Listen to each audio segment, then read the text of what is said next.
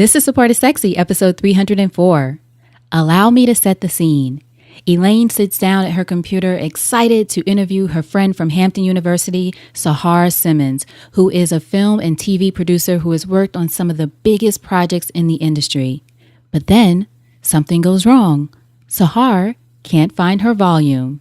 Tomfoolery ensues. Action. I can't. You are a grandma. Like, where's the volume? I was like, oh my God, what's going on? You're going to be in tears. You are my grandmother right now, and she has passed away. God bless her. Oh my God.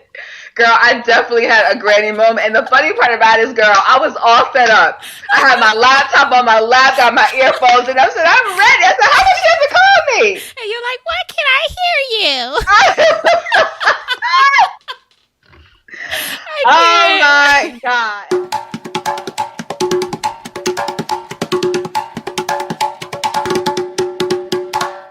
Welcome to Support is Sexy. I'm your host, Elayne Fluker, entrepreneur, author, and founder of Chic Rebellion Media. 5 days a week, Monday through Friday, I interview inspiring women entrepreneurs who share their wins and their lessons to help you take your business and your life to the next level and create something sexy.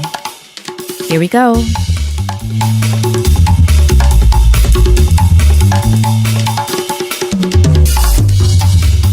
Hi everyone, happy Monday and welcome to a new episode of Support is Sexy. I'm excited to chat with you. It just would not be the same without you. And as you can hear from the beginning of that episode, plenty of giggles with my guest, Sahar Simmons. And Sahar and I went to school together at Hampton University. Yay, Hampton. And I am so excited now to share her story with you. She is, as you can hear, super funny, but very serious about her business, especially empowering young people. She is not only a film and TV producer who has worked on, as I said, so many huge projects and with huge directors, as you'll hear about in this episode, but she's also the author of a children's book series called Brianna's Neighborhood. And she talks about how she created that series and how she was able to market it and get it in big stores like Walmart. So she talks about strategic partnerships and the importance of having that. Also, she talks about a new program that she's doing for young people in Atlanta called Mobile Movie Makers, which is all about encouraging young people to make film using social media. So Sahar has her hand in many things, big plans, but I love that she came on the show to really share her journey going through those times when the dream changes, which is interesting because quite a few guests that I've talked to recently have been talking about that, getting to the point where you realize that what you thought was the dream is no longer your dream, if that makes sense. So what else we talk about with Sahar in between laughs is the importance of having friends who will support you through those uncertain times. And it's so important. You know, the show is all about support is sexy. And most important, you've got to have those friends who support you no matter what. Sahar also talks about how the hardest times help you understand just how strong you are, the importance of saying yes to the right opportunity even when you're terrified inside, and as we talked about, how vital your strategy is for making your project successful. So I know you're going to enjoy this episode. Sahar is a superstar, as she also talks about in here. Tons of great insight about life and tons of information about the entertainment industry. So now, without further ado, Sahar Simmons. So Sahar, thank you so much for joining us for an episode of Support is Sexy. I'm so excited to have you here. I am so excited that we are finally talking. Yes, finally, after years. Yes. For everybody listening, I've known Sahar, we won't say how many years, forever. We went to school together at Hampton, forever. Forever, but still fabulous. Exactly, forever. exactly. So tell us, first question, when did you first fall in love with entrepreneurship? To be honest with you, like I really thought about that question. I think when I realized that I was different in terms of recognizing that I could not really do a 9 to 5. Mm-hmm. Like it wasn't my makeup. It wasn't who I am. And mind you, I come from a background of working in the sports industry. I worked in sports marketing for 10 years. And I worked for the U.S. Olympic Committee, for TNT Sports, Atlanta Falcons, Atlanta Hawks. And although at the time I thought this was my focus and this is ultimately what I wanted to do, and to become a sports commentator and just be involved in that arena, I just realized that I enjoyed the craft, but I didn't really enjoy the humdrum of still being corporate America. And I'm not taking anything against corporate America and being in that structured environment, but I also just, I wanted to be free. I wanted to be able to express myself creatively wise, that didn't require restrictions and being under anybody's guidance. I really wanted to explore who I was. And that was like my wake up call. Mm-hmm. Did you start at that point thinking about what the next thing was going to be for you once you sort of came to that realization? Because for a lot of us, it takes us a while to get there, and sometimes not. Sometimes right away, this isn't for me. Well, to be honest with you, I did know for a very long time that I wanted to do my own thing. I just think it was a gradual progression for me taking the leap of faith to kind of jumping out there and just exploring things and just knowing and trusting that, you know what, your life is going to look very differently than, having this, weekly paycheck, this salary, these benefits right now, just this lifestyle that you created of comfort. I knew that if I changed that, it would change kind of my whole perspective and outlook, and just in terms of the way that I lived. Mm-hmm. So for me, it was mental first before I actively could put that into a plan of action. And then it also helped just being inspired from others around me and just people that I look up to in general, to know that, you know what, you can do this. Right. It's going to take some work. Now, were the people around you at the time other entrepreneurs or people that you saw sort of doing it their way that inspired you? What was it that inspired you about those people? I think it was a combination of both. I definitely knew some women and men in particular who decided just to go for it. They had been in the corporate America humdrum, so to speak, as well, and just decided to, I want to pursue my passion. I want to pursue my dreams.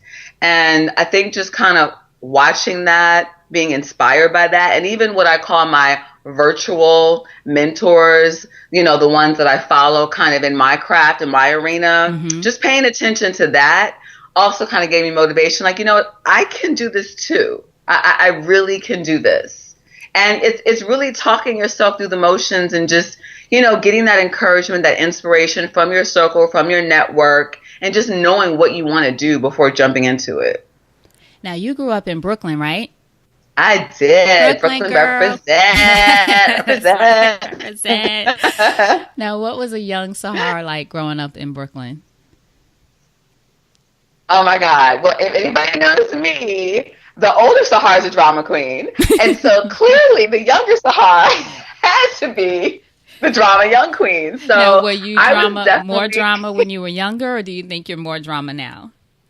I think I'm more drama now, but according to my mom, I was always like this drama queen. Like, I always went into my dramatic episodes of just, why? And she's like, oh my God, you just do so much all the time. So for me, I always kind of had like, Sahar is just, she's dramatic. And I engaged in that space. I was very creative. I had imaginary friends.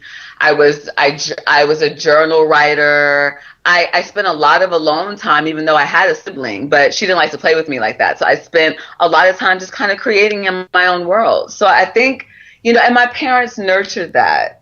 They supported that. I came from a very, people laugh. They're like, oh, you're from Clinton Hills, Brooklyn. That was kind of like, the Bill Cosby show neighborhood, so to speak, growing up. So just professional people. It was just a combination of a very diverse culture, of course, and just working families. And I was raised with love and support, and with just great friends that I have even to present day. So all of that kind of made me who I am today. Now, who were these imaginary friends? My mom says I had an imaginary friend too, but I don't remember. I believe it because I had a crazy imagination.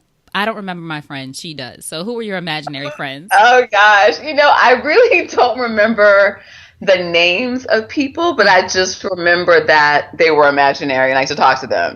And I remember that I was a big fan of My Little Pony. Mm-hmm. And I had a My Little Pony house, and I used to just talk to My Little Ponies and my dolls. And I mean, I created just scenes. Yes, I did that too. Just an environment for them to talk to each other, engage. And I spent hours doing this. And even talking to myself sometimes, and some may think it's crazy, but I mean, if people are really real with themselves, I feel like everybody kind of talks to themselves. It's just some of us do it out loud and others do it in our minds. Exactly. Right. Exactly. So, that's just kind of how I dealt with stuff. And I just kind of became very comfortable in my own skin. And I think that's kind of where it really started. I played the saxophone. I sang, I wrote, I engaged in plays. Like I did a whole lot to kind of nurture this space. Now, is your sibling younger or older? She's 2 years younger. 2 years younger. Oh, okay. Usually it's the older one that doesn't want to play with the younger one. But she was like, I've got it. You do your thing. Yeah. But you know what? She's an engineer. So we come from two different mindsets. So she's very much math, science, very strategic, very left brain thinking, where I'm very right and left. So there's strategy to the method of my madness, but there's also like an extreme level of creativity to that. So, we just, I don't know, we just didn't vibe like that.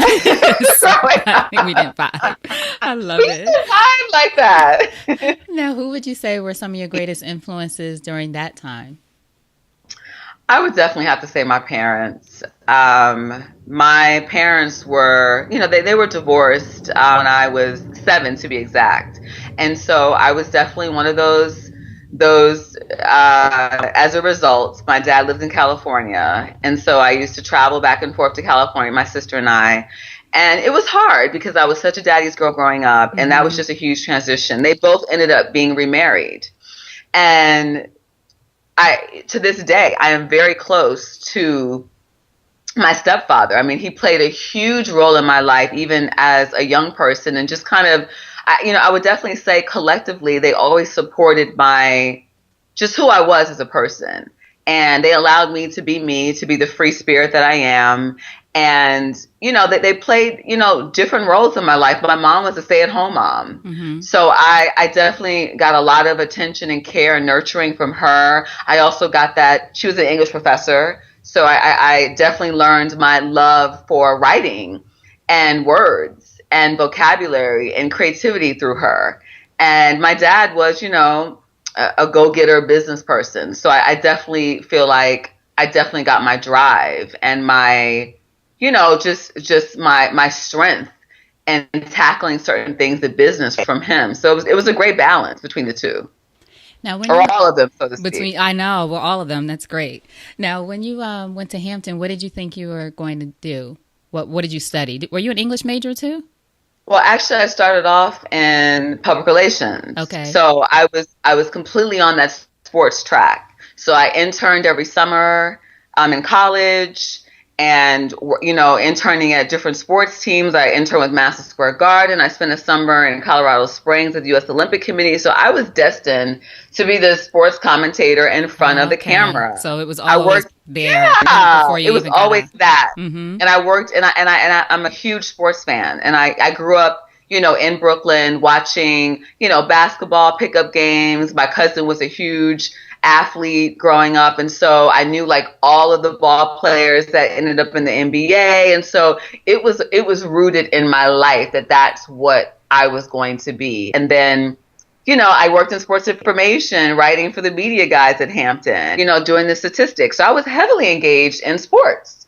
Mm-hmm. So then did that then make it even more difficult, or I don't know if difficult is the word, but sometimes what I'm trying to say is when we have thought that this was going to be the thing for so long, like you studied sports or, with journalism and sports and writing, and then you go into the field of sports and then you get there and you decide, this isn't it.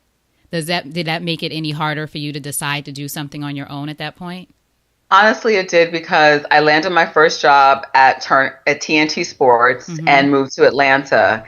And it was a dream come true for me. Right. Excuse me. And so going through the motions. I worked, on the NBA drafts and, the media guides and the NBA highlights. I mean, it would probably be anybody's excitement dream job who was interested in going into sports. But after a while, especially during that time, me coming in, it was a very male dominated industry.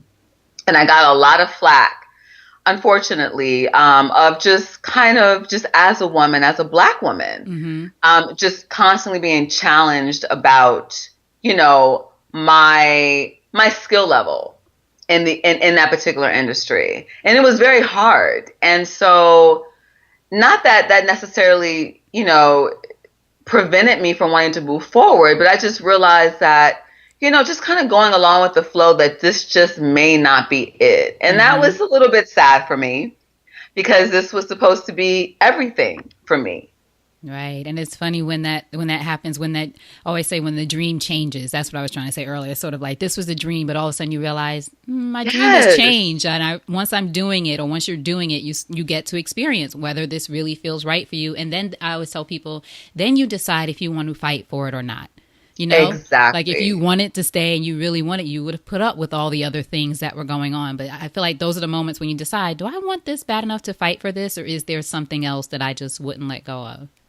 And that was my thing. I really had to kind of come to terms. I had to have that moment with God, like just that clarification, that just that understanding, like, is this it? Like, is this really it? And it was sad. There were a lot of tears that were shed. There was just a lot of confusion for me, just lack of understanding of my direction and purpose. So how did you then discover that purpose? What was the first step in moving on from that to what was next for you? Well, I would definitely say the one thing about me is that when I come to terms with something and I'm clear about something, after a while I can move on and not look back. And so I think for me, it was after actually making the decision that, I don't feel as energized and excited as I used to be about this arena. Now, I still love writing and the creative process, but this is not quite it.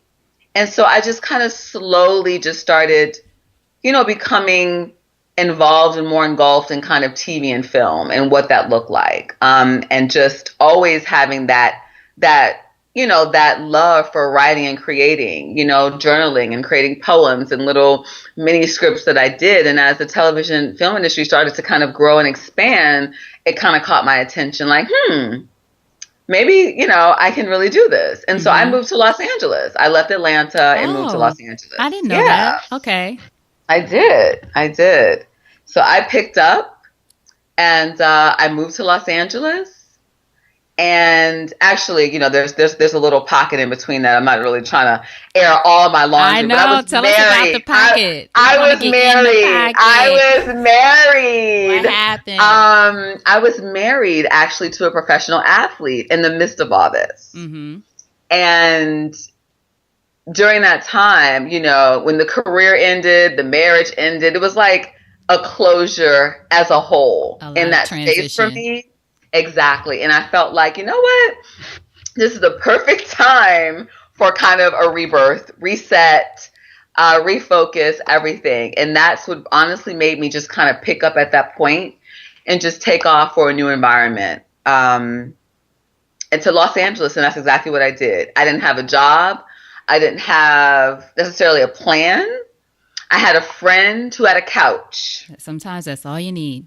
And sometimes that is it. Right. And that's exactly what I went for. The friend who was open and willing to allow that space for me. And I was leading by faith at that point.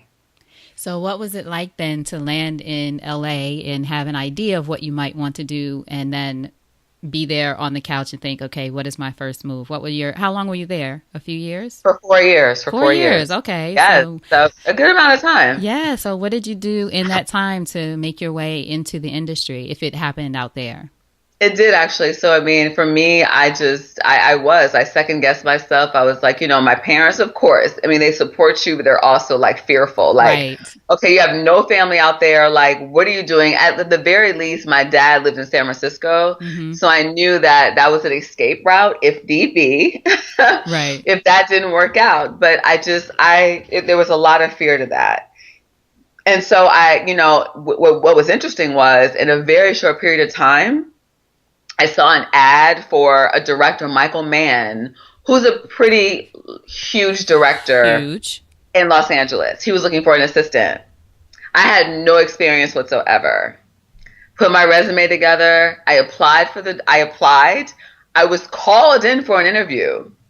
And literally, I just have to say this is all God when things kind of conspire to flow in your favor and you set the intention. I'm a big person on manifestation and intention setting. Mm-hmm. And I went in there, he and I hit it off, and he was like, you know what? I'm going to give you this because I like you for X amount of reasons. And that was my first job working for one of the biggest directors in Hollywood. And you saw this where in a newspaper or online or what was it? In a newspaper at the time.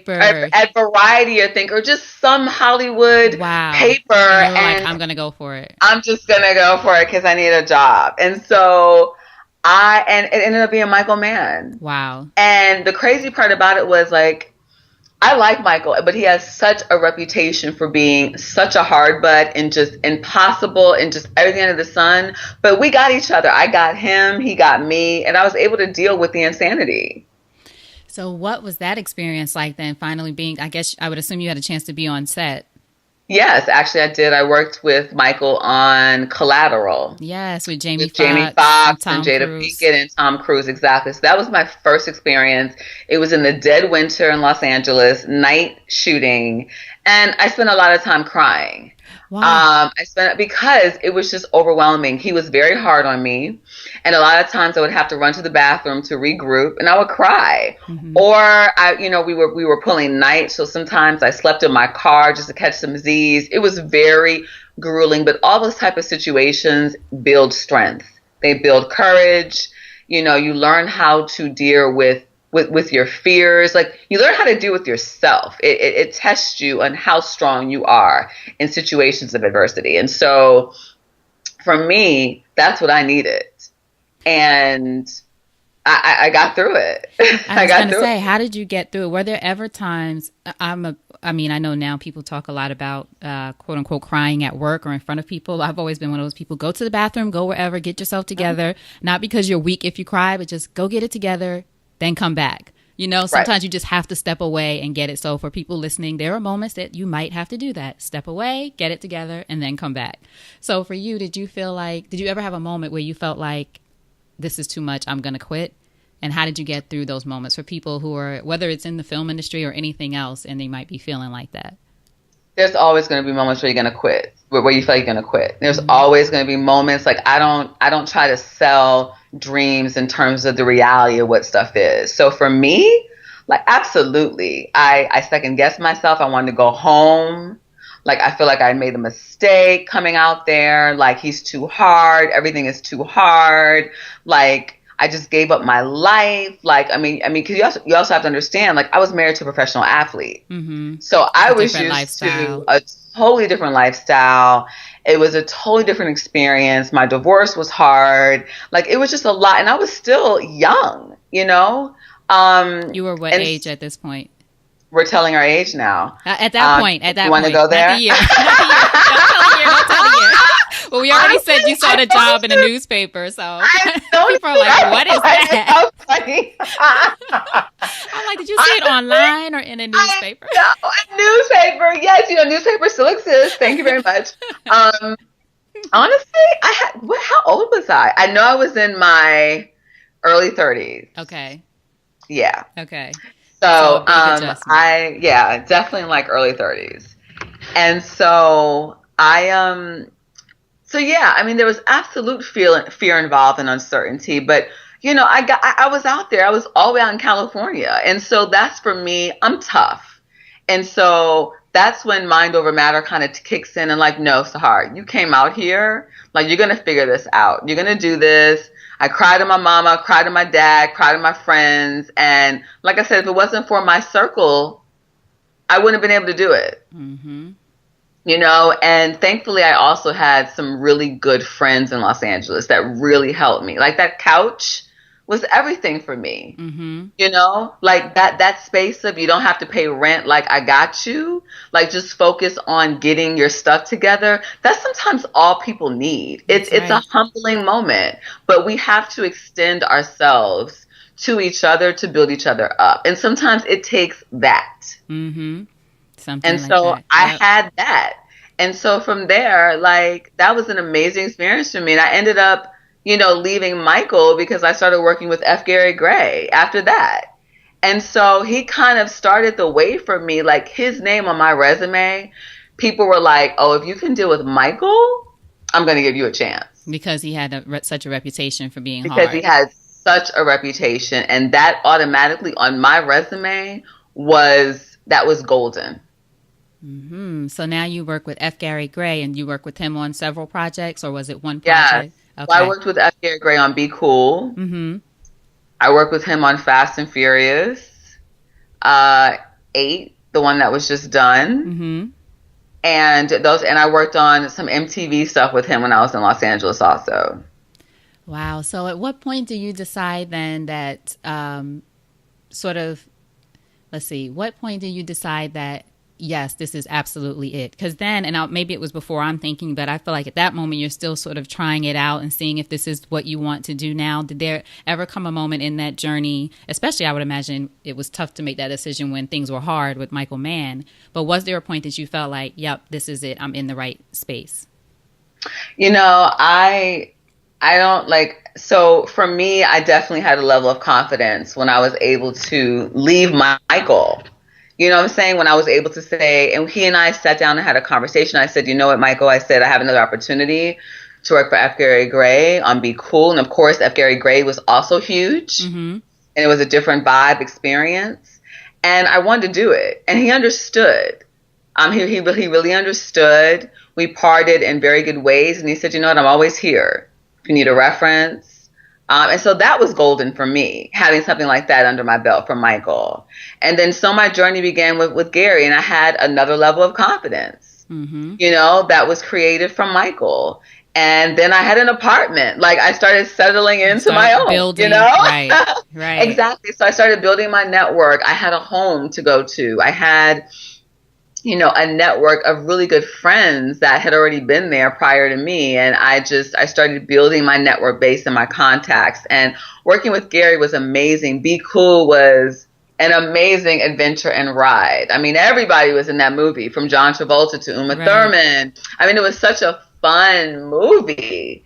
And so that was a totally different experience. And it was summer, and it was during the day, and it was warm, and it was so like, it was funny a how totally different experience. Yes, complete opposite from your previous. See, that's the thing. If you hold on, even if you got to go somewhere and cry, the day shoots will come. You got to hold, you got to stay the course. Right. And so that was just amazing. And then more, not even that, I actually was in the movie. You were in Be Cool? Gary put me in the movie because I played Cedric the Entertainer's wife. What? And the funny thing was, and I don't even talk about this. That was the funny thing. I never talk about it. I waited for people to see the movie to like freak out. Like, oh my gosh. I remember, and I've seen that movie. So so what happens is I'm on set. I'm next to Gary. They realize in the script that they didn't write a wife for Cedric. So at the last minute, Gary is like, Cedric needs to have a wife. He's in the kitchen with his daughter. He needs a wife. And so all of a sudden they're like, Gary looks at me. He's like, can you do this? And I'm like, can I do this? And so in that fast, I'm in hair and makeup, and so begins my little mini acting debut. Oh my gosh. On screen. Do you have a SAG card? I do, but I don't have it anyway. Of course, yeah. Okay. My goodness. That is now everyone has to find Be Cool and look for Sahar in there. And so out of nowhere, I'm in the kitchen scene. I have lines. He's like, I just want you to kind of improvise a little bit. And I nailed it because, again, I'm already a drama queen. I'm already a fake actress anyway in my own world. And so people are laughing because I'm literally behind the scenes with Gary this whole movie. And like, they're like, look at you. Now you're on camera. So now you're an actress. Hilarious. That is so funny. But also, I think it's a great story, first of all. But then it's also for everyone listening to think about just that moment of when you get to say yes, right? Like, what if you would have let your nerves take over or anything? Like, oh, no, I can't. Or any... If you had shrunk for any reason, he may have doubted that you were able to do it. But the fact that you said yes and did it, now you've been in a movie. And trust me, I was screaming inside and I was nervous inside. But you know what? At that moment, I'm pretty good with talking myself into things. Like I'm a good internal cheerleader. And so I was like, you know what? In that moment, you got this. So be the Sahar superstar. My dad used to call me Sahar superstar. And so that's your name now. That was my name. I was just like, to be like, go ahead, Sahar Superstar. I used to get so excited, like, go ahead, Sahar Superstar. And I would do a little dance. And I'm like, be Sahar Superstar. And so that's what I was. And so I nailed it. And that was my moment on set, was in, walked the little red carpet.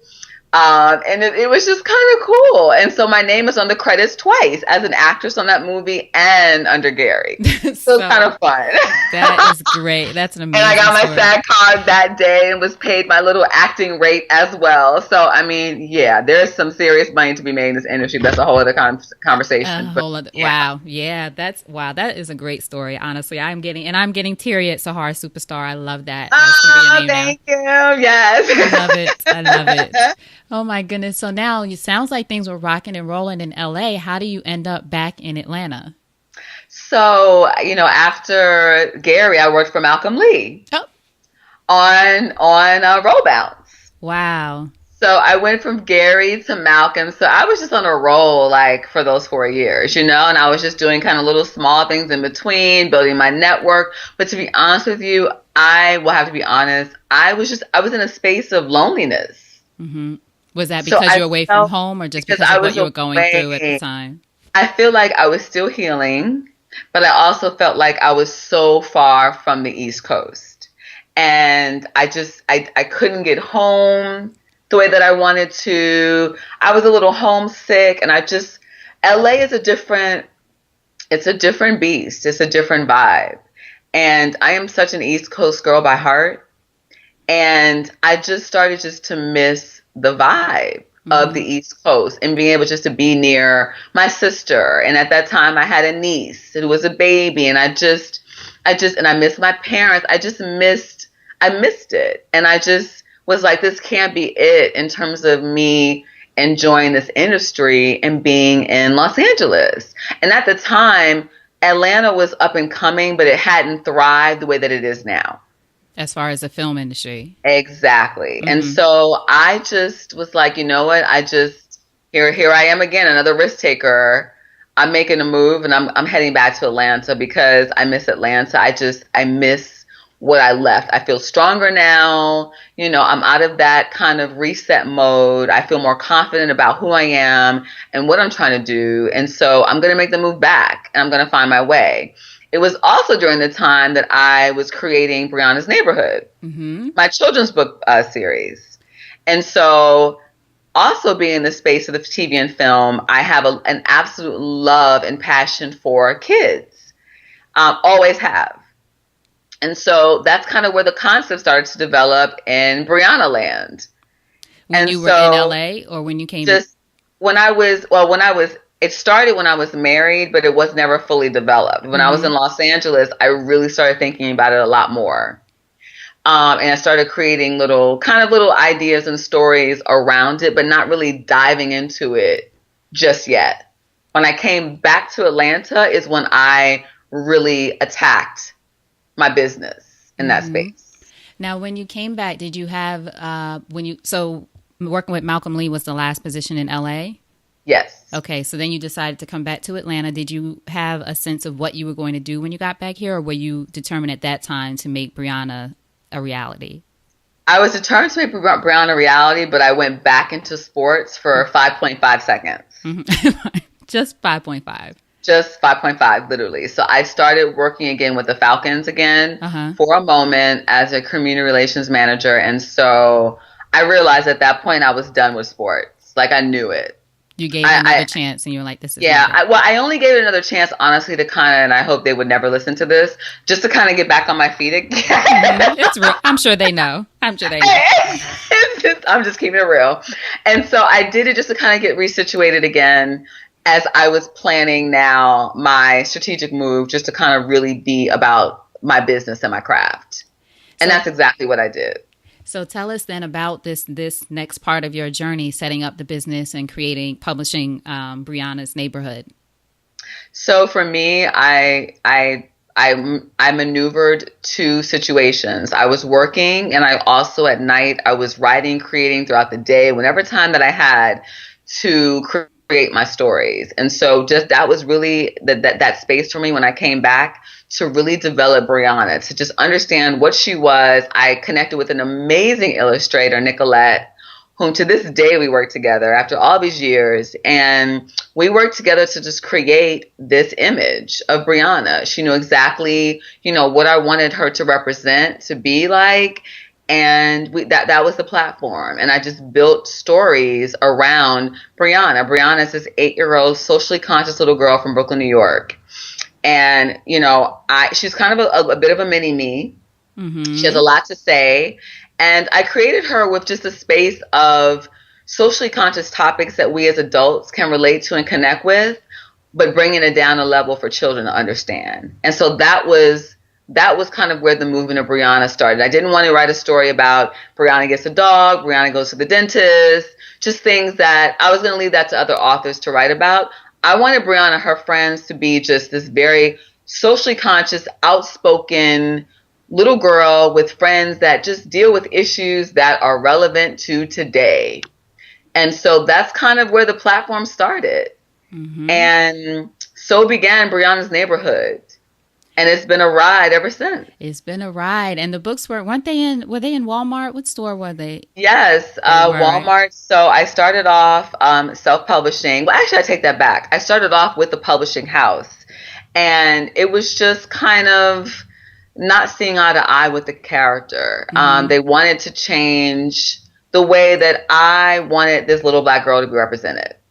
And it happens a lot. Yeah, I hear that happens a lot. It happens a lot in the publishing industry. It happens a lot with characters from multicultural backgrounds, from certain ethnicities. It's a constant struggle and fight for representation of characters of color to be pushed to the forefront. And so that's kind of what happened for me. It was a difference in opinion of whether she's too dark or this is not the right angle. And I said, you know what? I am not going to compromise what I feel my character should represent. And for that, I'm out.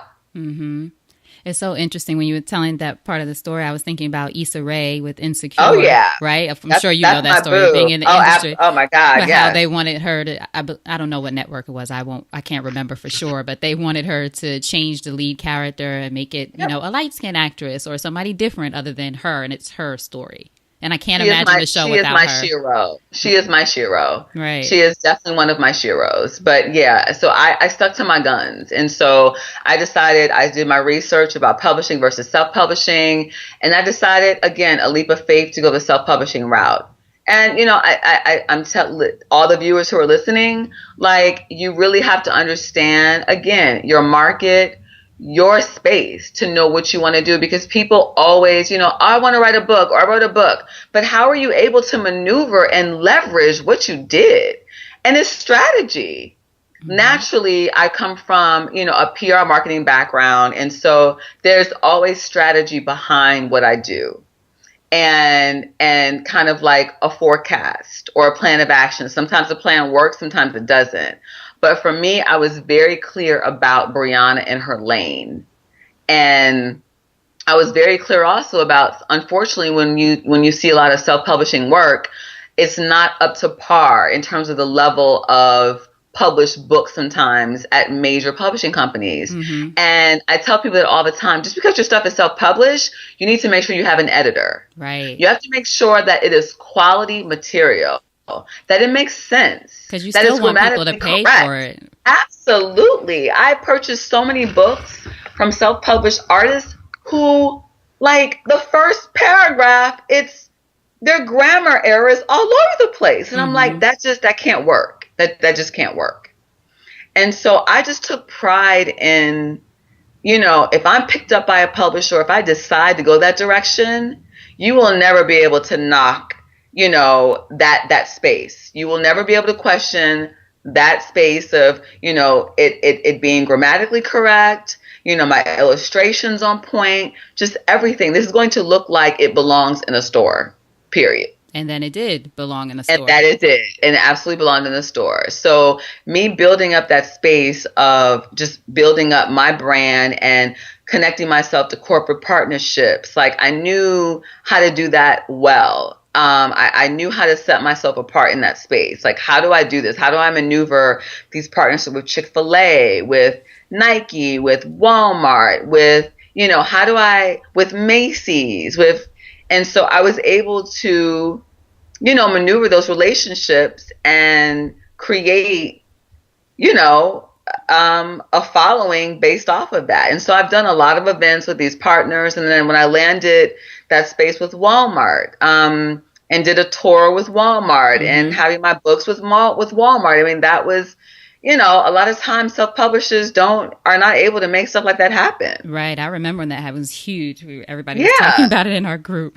Yeah. I have a question. So since you, I know you can't lay out your whole strategy for us in a short amount of time, but for people who are listening, who are thinking about or who have already self-published a book and want to think of, because people might not have even thought of what you just mentioned, working with corporate partners to support the book. People just think about, I got to get it in the hands of readers or promote it on social media or however we go about it.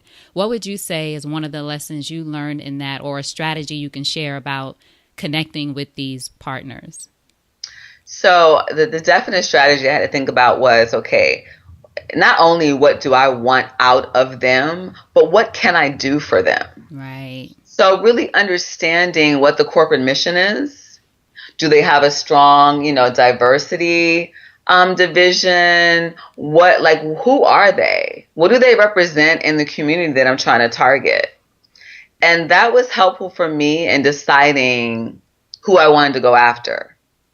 Mm-hmm. And so, again, you have to know your market. You have to know what kind of book you're writing. You have to know your audience. And that really kind of helps you then leverage certain relationships.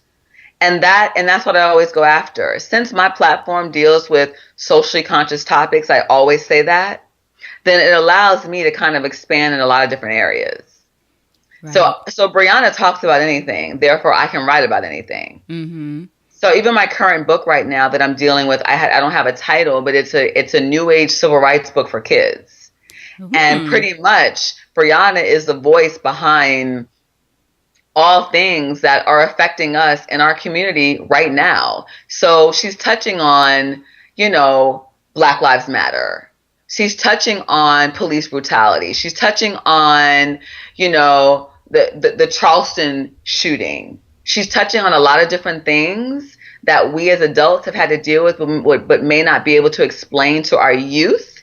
She is now I'm creating a platform for her to kind of soften those topics, but she's keeping it very real. Mm-hmm. So it's one of my books that challenges me probably the most than any of the books that I've written, because I want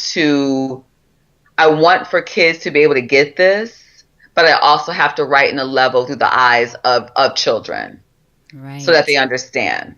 And that's the book in the series that you're working on now. Currently working on right now. I don't have a title for it yet. It'll come to me at some point. But I'm really excited because, my illustrator and I we will recreate images from a lot of what has taken place over the last couple of years. Right. And so it'll be really interesting to see how this is received. I know it's going to be received well, but it's definitely a labor of love for me. That's exciting and powerful. It's exciting and it's just and deciding to go a route that's not conventional, not even just publishing it yourself and that kind of thing, but addressing topics that are difficult for all of us to address in different ways, but then using your work to be able to do that.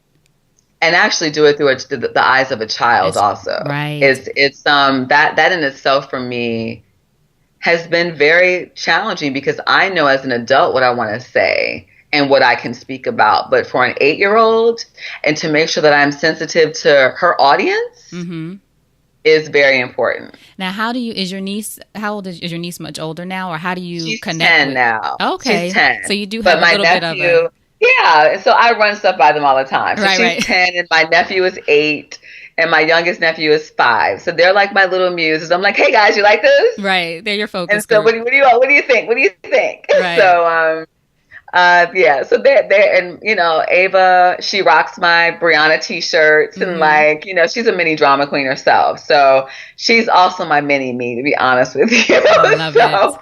Yeah, so it's been great. So for people listening, of course, I'll have links to everything later, but how can they find out more about Brianna's Neighborhood and all the things you're working on with that specifically? So absolutely. My website for Brianna is briannasneighborhood.com. So that's BRIANAS neighborhood.com. So you can tweet Brianna on my Twitter page. Instagram is Brianna's Neighborhood, and just kind of, stay in the know of what's going on, in my space. And so, yeah, it's I'm excited because, like I said, I am a huge advocate of all things kids and empowering youth, and I will continue to do that. I have a new I can do a shameless plug right now. No, I'm sure I was gonna go into it, but you go ahead. You're leading me right through my questions. I have a new children's brand that I'm also working on called Letty's Local Life. Oh, I didn't know about that. Yes, you didn't know about that. I saved that for you. Yay! What's it called? Letty's Local Life, like the pencil lead, but Letty. So Leadi, Letty's Local Life. And Letty is a Latino pencil from the Bronx representing. What? Oh my gosh. Yes. So Letty falls out of Brianna's backpack. So it's like the passing of the torch. So she falls out of Brianna's backpack on the train in New York. And so begins her life and series. So you know how pens and pencils are passed around from person to person? Yes. That is Letty's life. That's her experience. Every time someone picks her up, so begins a new story. I love that. First of all, look at you with your spin-offs. I love it. Yes, okay. From Brianna. I love it. You're like, we're going to spin this off. You go ahead. Yes, you're like Shonda Rhimes. Like, we're going to spin this off. Exactly. We're going to spin this off. And so Letty lives in the space since she's Latina. I've always wanted to create a platform for the Latino community. And so Letty speaks Spanish. So she's kind of like the next level since Dora was such a major success. Here comes Letty. And so Letty has a lot of personality. She goes in and out of Spanish. She's dramatic. She sings. And so like I'm creating a whole Letty world. Now, this world is going to be more mainstream than Brianna. Brianna was kind of like my grassroots, kind of the start of my world. And Letty I'm actually going to go after a publishing company for Letty. I can see that being big. I love the name, because Letty's a pencil. She's a pencil, and it's well received. You don't have to deal with color. Right. So it fits right into those platforms of, okay, we don't have to deal with color. A pencil and she's Latina. Oh, that's just perfect. Right. I love that. That's going to be fun. And I love the idea of her going through, like you said, these things are passed, especially in New York. She's from the Bronx. Things are passed around so much, pencils, pens, that kind of thing. You never know what the story is going to be. Exactly. So she has a whole world. She'll meet other supplies along the way, erasers, I love it. I can see the cartoon already. Oh my God, can you? So I'm really excited, and I have a very strong, Latino community in New York of friends and people and so they are so excited. And so, I know that I will have a lot of support. This book will be translated in Spanish as well.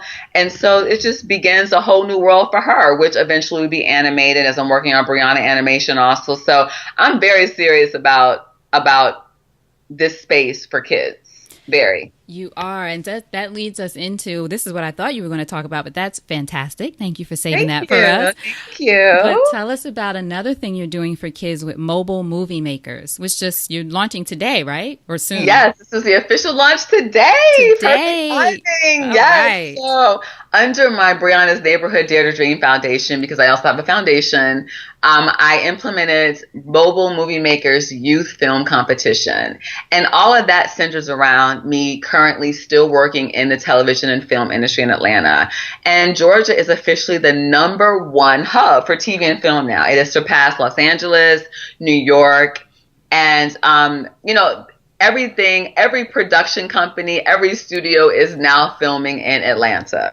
Isn't that crazy? And you were here before all of that. It's unbelievable. Yes, I was here before all that, and now timing is everything. And so for me, just kind of staying true to my space with youth and being in that and just being in that community, I wanted to create something that spoke to youth in this film industry. I noticed that there is, youth are very underserved, especially here in Atlanta, when it comes to just understanding, how do I get involved in this industry? Like, what does that look like for me?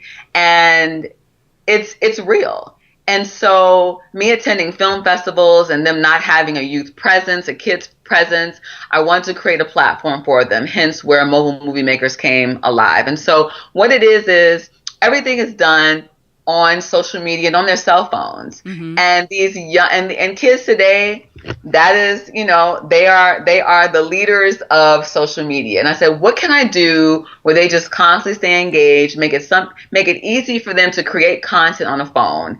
And so that's where Mobile Movie Makers is. It's a 5-minute either live action or comedy project on their cell phone. They can edit it on iMovie, create a YouTube account, upload the project, and then submit. And this year, since it was just so well received, I have the City of Atlanta Mayor and TV Film Department as a partner. And we kind of rolled this out literally the last 3 weeks. So they're a strategic partner. I just got 100 Black Men of Atlanta as a partner.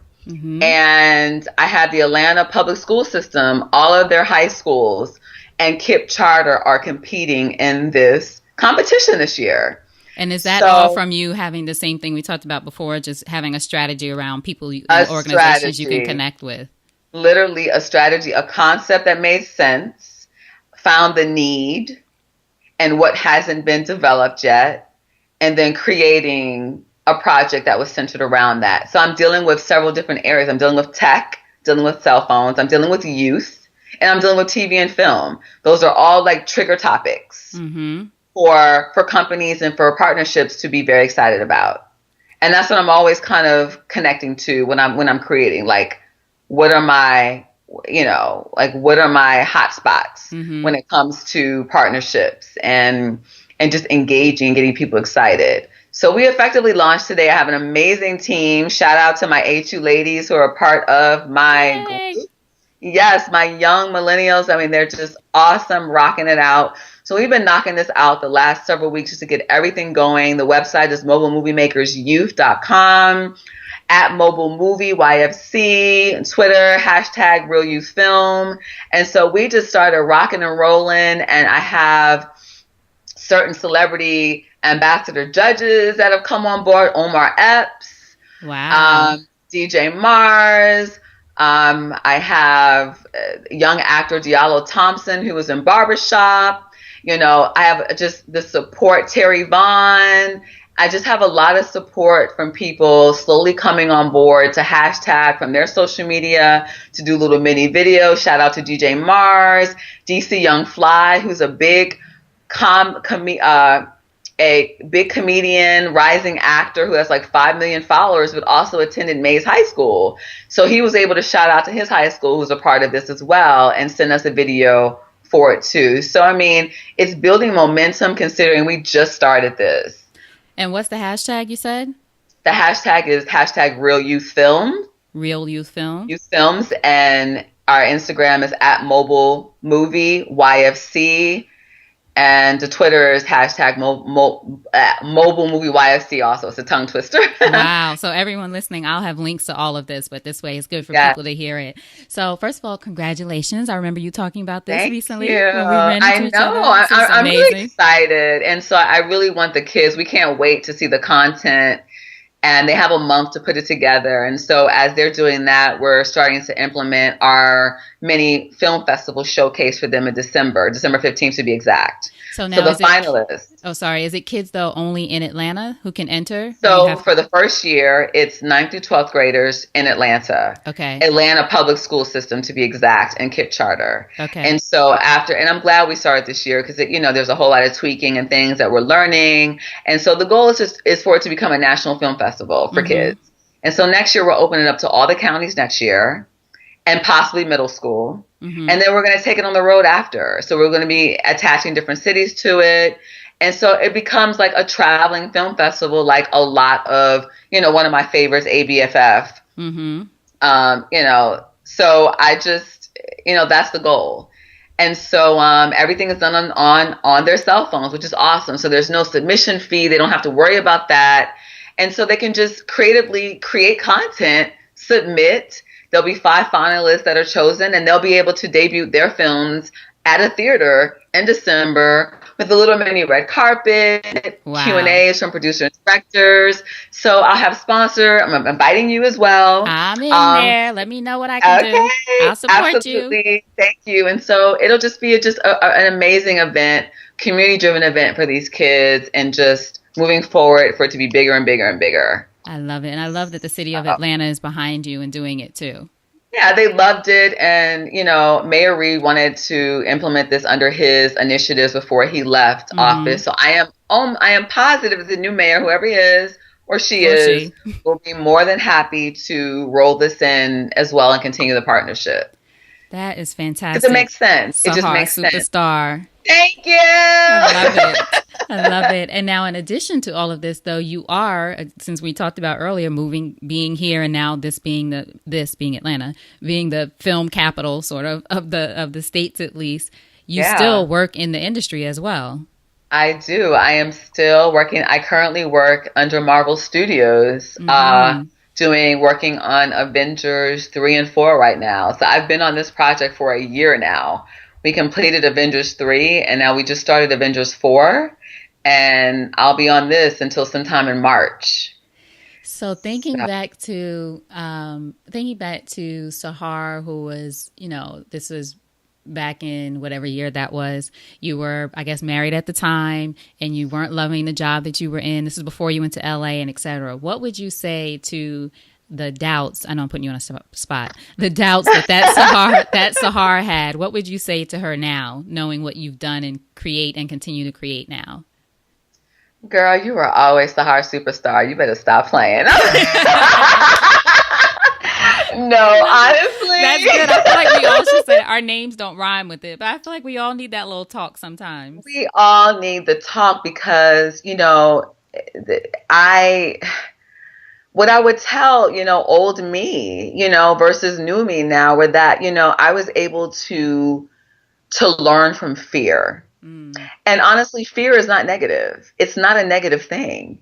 It is what you do with fear. And sometimes fear also allows you to understand that you're leading in the right direction, because fear, creates that kind of movement of thrust into what your next level and phase is in your life. And sometimes you need that fear to push forward. I tell people too that when you have the sometimes the fear or the nervousness, it means that thing means something to you, whatever you're doing. That thing means something, because if you can't, and for me, I realized that if I can't get over my love for something and my passion for something, which for me was about youth, it was about making a difference, creating a platform specifically for youth in this industry, and how can I maneuver other things so I can continuously nurture my passion purpose, then I know I can't let it go. It haunted me. Not even in a negative, haunting is a bad word, but I just couldn't let it go. I thought about it nonstop. I knew it was a part of who I was.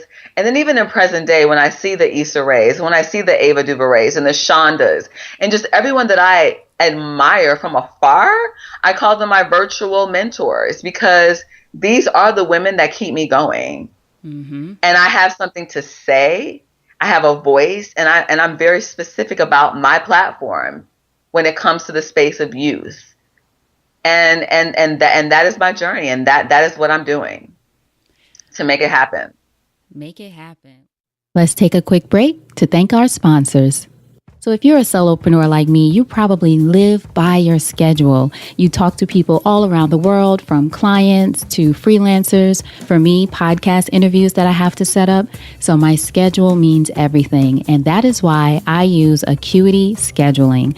Acuity has been my savior for the past year. It helps me, honestly, keep my sanity. And I was excited to get the chance to talk to Kristen Barber, Customer Happiness Specialist at Acuity, about just how the company goes about keeping their customers sane and happy. So Acuity Scheduling is an online scheduling software program really focused on helping small businesses focus on what matters to them. So we take a lot of the day-to-day minutia off of your hands. We set it up so that you can have all of your clients self-schedule in, manage their appointments, reschedule, cancel if something comes up. You didn't have to call them and do this awkward back and forth dance of what date and time work for you. If anything changes, they don't need to call and let you know. They can just handle that all on your own, and you're kept up to date. And it takes so much work off your plate so that you can focus on either building your business up with other aspects that a scheduling program can't handle, or go enjoy yourself. And as a special offer for Support is Sexy listeners, Acuity Scheduling is offering a 45-day free trial just for you. So go to acuityscheduling.com/sexy. Again, that's ACUITY scheduling.com/sexy. And you can take advantage of any plan they have there for 45 days. At the end of that time, whatever plan you want to continue with, you can do that, or you can stick with the free plan. acuityscheduling.com/sexy. We'll be keeping an eye out for you sexy ladies. And now back to the show. What would you say entrepreneurship has taught you about yourself as a woman? Wow. It has taught me patience. It has taught me a level of strength. It's taught me to never take things personally. It's not personal. I've had a lot of no's in my life. I've had, a lot of humble moments where, as I mentioned before, living a certain type of lifestyle to me really having to struggle and figure it out. And me kicking myself, even at one point, gosh, I should have never left that lifestyle. I should have never. But then telling myself, but you weren't happy. That's why you left. Mm-hmm. And you weren't fully, just keeping it all the way real. Like, living in the land of material is good for, you can only shop it so much. You can only switch your cars with so many times. And there was a lot of sadness along with happiness. I'm not taking away from my happy moments, but I knew that this wasn't it for me. Mm-hmm. And I feel, that I was able to do a full circle in terms of maturity. And so I've learned a lot about patience. I've learned a lot about humility. I've learned a lot about understanding, like I said, fear and working through things. I've learned a lot about prayer and having a level of faith, and understanding the practice of manifestation and being intentional, and just going to guidance. I'm really big in spiritual guidance, and listening to things that inspire me. Abraham Hicks, Deepak Chopra. Like, I'm very big on that stuff, and I have to be in order for me to continue this journey, because it's no joke. Mm-hmm. Excellent. So in closing, Sahar, if you think over your life and career and you had the chance to thank only one person, whose support was critical to you personally or professionally, who would that be and what would you say? I would have to thank my mom. Absolutely. My mom is my rock, and she is always, and my mom is, she is such a Gemini. And for all the Geminis out there, you know what I'm talking about. My mom is just, anybody that knows Rita, my mom is one of the coolest people you can ever possibly know. And she was never that mom that was just like, overly mom, for just lack of a better word. She was always just this cool person. And I attribute that a lot to just the way that her mom raised her. Mm-hmm. And so she was hands-on when I needed her, but she was not that mom that called you every day, that was just kind of all up in your business like that. She gave me a lot of space to just kind of be the woman that I am, but she came from a place of wisdom. She did a lot and was a wild child, as she would call it. She was, and so she had learned a lot. And so I could talk to her about anything, and to keep it real with her. She was one of those real moms that just would check you, give you that constructive criticism that you needed, but also she supported me along the way. She allowed me just, you want to move to California? Sahar, move to California. Mm-hmm. If it doesn't work, come back. Mm-hmm. Take risk. Just go for it. Because guess what? You can always come back. You have this one life that you know about. Go for it. What's the worst that you can do? Fail? Everybody fails. Right. You get back up.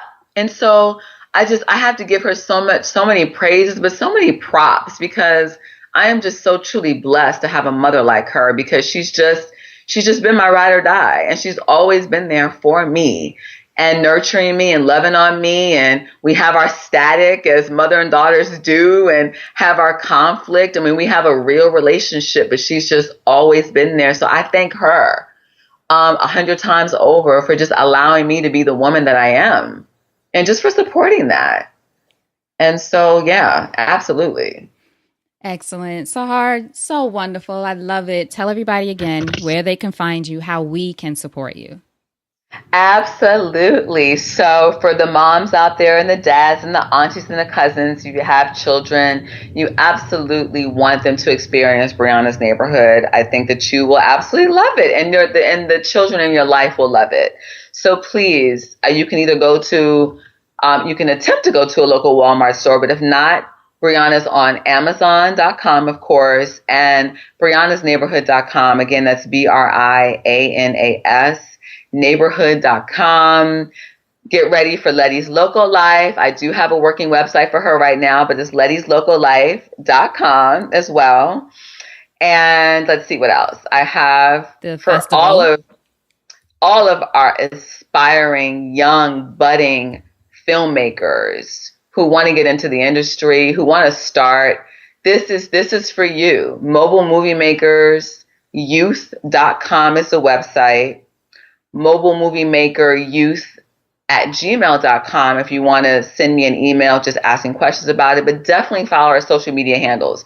The cool part is we'll have tutorials along the way, just a breakdown of the music industry, copyright versus trademark. We'll have different mini videos from directors, producers, actors. Like I said, my ladies are aggressively pushing social media right now to keeping everyone engaged. And so at Mobile Movie YFC, hashtag Real Youth Films, hashtag Mobile Movie YFC. I mean, we're going to be everywhere as we're building this, and just creating that space and platform for kids. And so please just stay tuned as I creatively do my thing in the space of kids, as I do my thing, humbly do my thing for the kids, because that's honestly what it's all about. I'm so proud of you, Sahar Superstar. Thank you. I am so proud of you. Miss Support is sexy. I love it. I love it. I love it. Thank you. Excellent. Now, before you go, what's a parting piece of advice from you to our listeners about anything? Honestly, I would say trust your gut. Trust your gut. Stand in the face of your fears. Talk to yourself. I would say you're crazy if you didn't talk to yourself. You're not being honest if you're not talking to yourself. but have real conversations. Get into the space of prayer with yourself, getting to just, for me, really understanding who I am and what makes me happy, truly makes me happy. Those are the words that I have. And just don't take anything personally. You're going to get a lot of no's before you get yes. You're going to get a lot of people that don't support your efforts. Who cares? Go for it. People jump on the bandwagon, and sometimes that's just what it is. Be okay with, being in this mountaintop by yourself. People will join you, but sometimes you got to get out there by yourself to really kind of get into your zone and your mode, and just be okay with that. Trust the process, and never let fear hold you back. I'm sure you can speak to that too, right? I know you know. I know you know that. It'll be another hour. It'll be a whole other hour because I know you know. I know you know. Sahar, thank you so much. I appreciate you. I'm excited to go bike riding soon. Absolutely. Yay! I'll work this out, and just got to make sure my volume is good. Was my volume right? Am I good? We're ready. Lord, hold on. Hold on. All right, I hope you enjoyed that conversation with Sahar. Sahar, thank you so much for being so open and sharing your story with us. I appreciate you.